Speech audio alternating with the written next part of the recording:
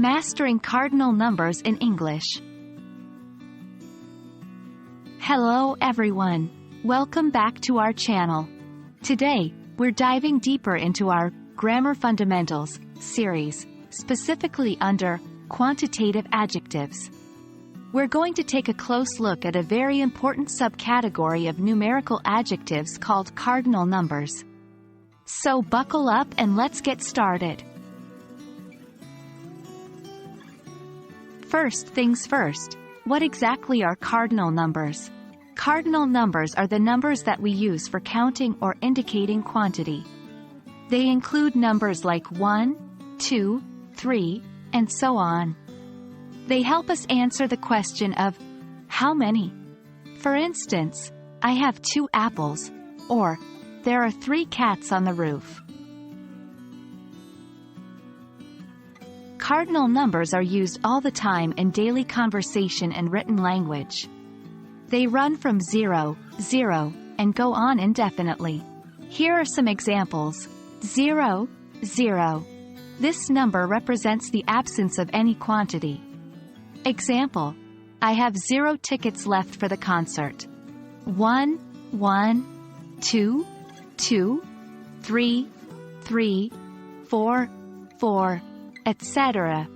These are the basic counting numbers we all know and use daily. 10, 10, 20, 20, 30, 30, etc. Notice how these end with tie, which indicates a multiple of 10. 100, 100, 1,000, 1,000, million, 1 million, and so on. These are larger cardinal numbers, used to indicate larger quantities. Cardinal numbers are used in many different ways in English sentences. Here are a few examples. To denote quantity, I have 3 dogs. In dates and years, I was born in 1990. In addresses, I live at 123 Maple Street. In order of events, I wake up at 6 o'clock every morning. To wrap up this section, here are a few tips for using cardinal numbers. 1. When writing out cardinal numbers, we usually write 1 through 9 as words, and numbers 10 and above as numerals, unless they start a sentence. 2. When a cardinal number is part of the name, like World War II, or Henry VIII, always write it out as a word.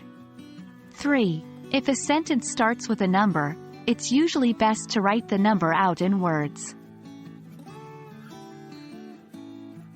And that wraps up our lesson on cardinal numbers.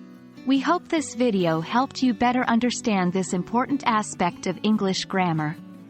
Remember, these are essential building blocks of language, used to express quantities and make your conversation precise.